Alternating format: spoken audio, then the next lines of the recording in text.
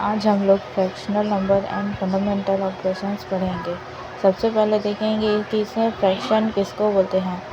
Fraction किसको बोलते हैं जो पी एस बाई वाई के रूप में रहता है, या फिर इसको पी वाई क्यू भी बोल सकते हैं। इस फॉर्म में जो रहता है इसको फ्रैक्शन बोलेंगे। यहाँ पे इसमें H is called numerator and Y is called denominator. ऊपर वाले को हम लोग न्यूमरेटर बोलते हैं, नीचे वाले को डिनोमिनेटर बोलते हैं। एग्जाम्पल में दिया हुआ है 2 बॉक्स कलर है इसलिए 2 लिखा है। उसके बाद 1 2 3 4 5 6 7 पूरा टोटल जितना रहता है बॉक्स उसको नीचे में लिखते हैं, तो ये 7। वैसे ये 3 कलर है तो 3 और टोटल कितना है 4, तो नीचे में 4 ये हो गया।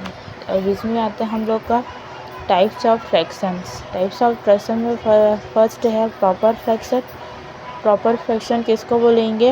If numerator is less than the denominator of a fraction then fraction is called proper fraction. Denominator बड़ा रहता है न्यूमरेटर से तो उसको हम लोग प्रॉपर फ्रैक्शन बोलते हैं। जैसे ये 8 बड़ा है 8 छोटा है 11 बड़ा है, ये ऐसे इस फॉर्म को हम लोग प्रॉपर फ्रैक्शन बोलते हैं। इम्प्रॉपर फ्रैक्शन डिनोमिनेटर छोटा रहता है न्यूमरेटर बड़ा रहता है तो इसको इम्प्रॉपर फ्रैक्शन बोलते हैं।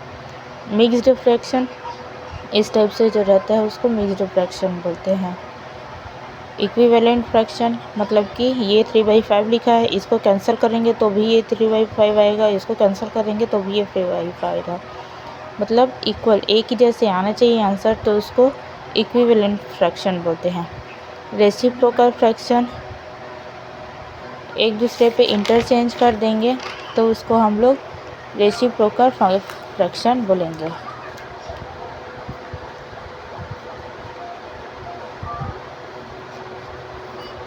जैसे ये दिया हुआ है ये 4/5 को हम लोग 5/4 कर दिए तो वो रेसिप्रोकल फ्रैक्शन हो गया। Addition of fraction addition when denominator are equal. Denominator equal रहता है तो इसको ऐसे नॉर्मल से प्लस कर देते हैं। मिक्स्ड फ्रैक्शन है तो उसको ये जो है यहाँ पे उसको प्लस कर देंगे और ये सबको फिर एक साथ प्लस करके फिर इसको ऐसे लिख देते हैं। व्हेन डिनोमिनेटर्स आर अनइक्वल, जब अनइक्वल हो तो नीचे जो डिनोमिनेटर में रहता है उसका एलसीएम लेंगे, फिर सबका जो डिनोमिनेटर है उसको सेम करेंगे, सेम होने के बाद उसको ऐड करेंगे, फिर उसका आंसर निकलता है। उसके बाद when fractions are mixed are unequal denominator, जब दोनों ही डिनोमिनेटर सेम नहीं है ये भी सेम नहीं है तो पहले ये इसका अलग से इसको प्लस कर लेंगे।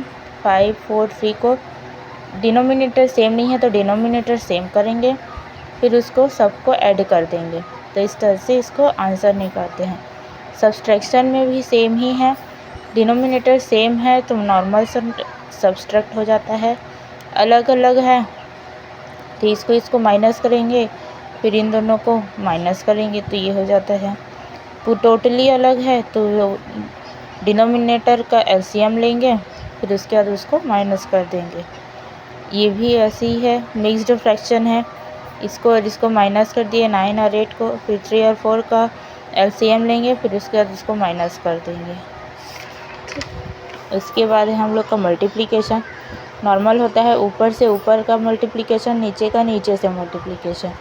ऐसे ही बाकी इसका भी है। मिक्स्ड को पहले हम लोग नॉर्मल फ्रैक्शन में, प्रॉपर फ्रैक्शन में हम लोग उसको चेंज करेंगे, उसके बाद फिर हम लोग उसको मल्टीप्लिकेशन करेंगे। फिर डिवीज़न में ये रेसिप्रोकल हो जाता है। डिवाइड को इनटू में चेंज करेंगे तो जो दूसरे साइड का रहता है वो नीचे वाला ऊपर, ऊपर वाला नीचे हो जाता है, फिर उससे उसको कैंसल आउट करके फिर आंसर निकाल देते हैं। फिर एलसीएम और एचसीएफ इसका निकाला जाता है फ्रैक्शन का। तो LCM of fraction, LCM of numerator ACE ये यहाँ पे दिया हुआ है। न्यूमरेटर का एलसीएम लेंगे, एचसीएफ ऑफ डिनोमिनेटर, एचसीएफ निकालेंगे तो न्यूमरेटर का HCF divide by LCM of denominator. Comparison of fraction है, अगर हमें पता करना है कि कौन छोटा है कौन बड़ा है तो पहले हम लोग उसको डेसिमल में चेंज करेंगे पॉइंट में, उसके बाद फिर उसको देखेंगे कि कौन बड़ा है कौन छोटा है, फिर उसके बाद उसमें से ग्रेटर फ्रैक्शन और स्मॉलर फ्रैक्शन निकालेंगे। वैसे ही है डिक्रीजिंग ऑर्डर और असेंडिंग ऑर्डर में होता है। पहले उसका हम लोग पॉइंट में निकालेंगे कि पॉइंट में क्या क्या आएगा।